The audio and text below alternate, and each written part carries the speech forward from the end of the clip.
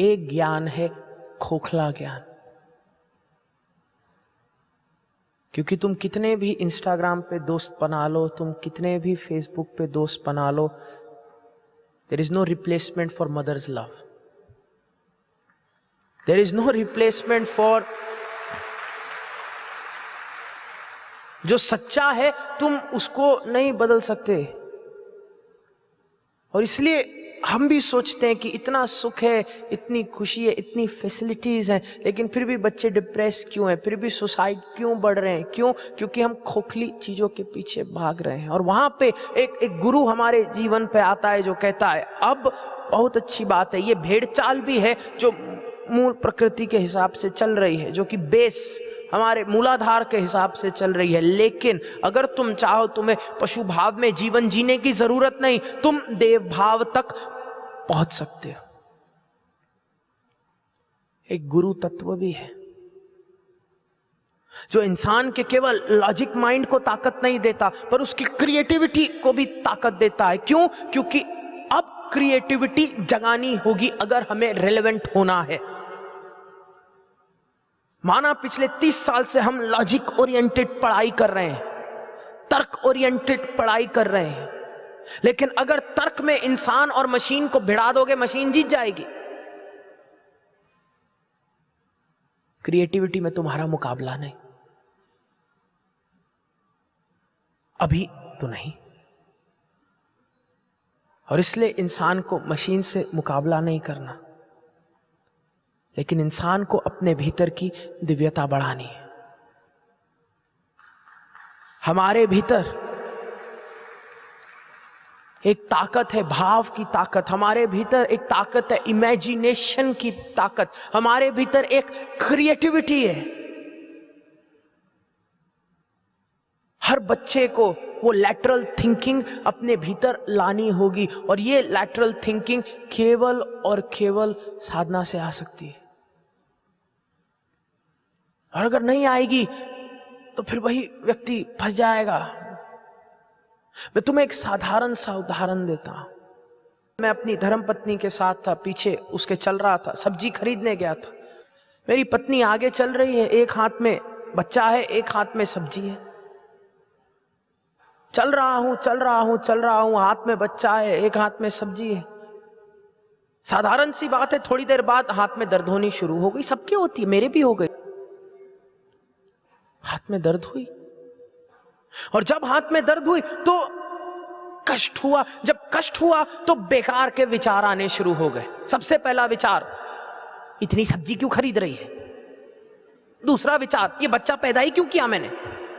तीसरा विचार, शादी करने की क्या जरूरत थी?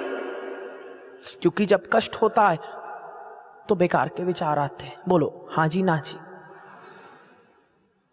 और अब कष्ट बढ़ रहा है, और जितना कष्ट बढ़ रहा है उतना क्रोध बढ़ रहा है, और बेकार के विचार बढ़ रहे हैं।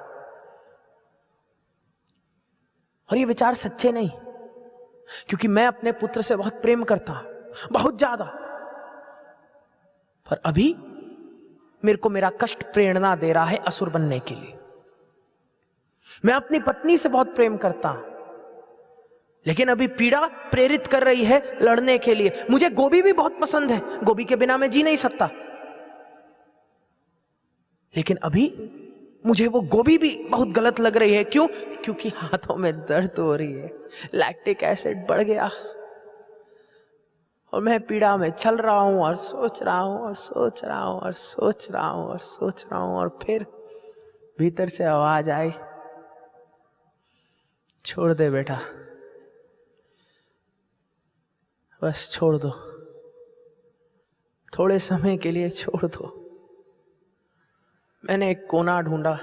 ये नहीं आवाज आई कि फेंक दो, समझो इस बात को। ये नहीं आवाज आई कि फेंक दो। गोभी जरूरी है, बेटा जरूरी है, पत्नी भी जरूरी है। ये आवाज आई छोड़ दो थोड़े समय के लिए। मैंने एक कोना ढूंढा, वहां अपनी गोभी रखी, 2 मिनट के लिए बेटे को खड़ा किया, हाथ हिलाए,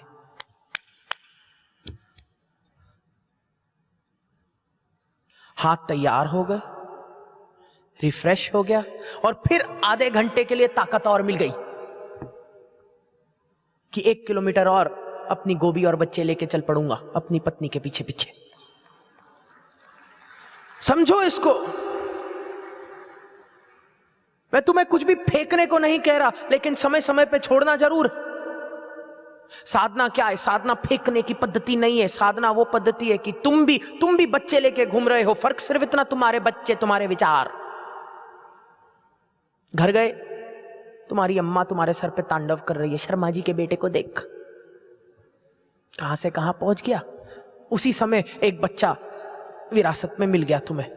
अब एक विचार, एक बच्चा जो तुम पकड़ के घूम रहे हो कि मेरी माँ मेरे बारे में क्या सोचती है, मुझे उसका क्या करना है। फिर गुरु के पास गए, गुरु ने एक और बच्चा तुम्हें दे दिया, श्री विद्या उपासक बनो।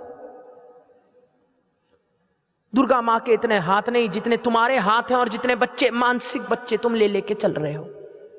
काम में तुम्हें क्या करना है? तुम तो सर्कस के जोकर हो जो गेंदे जगल करता है, तुम विचार जगल करते हो। मां भगवती ने इतने अवतार नहीं लिए होंगे जितना मैं एक शिवयोगी महिला को अवतार बदलते देखता हूं। सुबह उठती है, मां बन के बच्चों को तैयार करती है, फिर पत्नी बनती है पति के पास, फिर साधिका बन जाती है श्री विद्या, फिर कुछ और।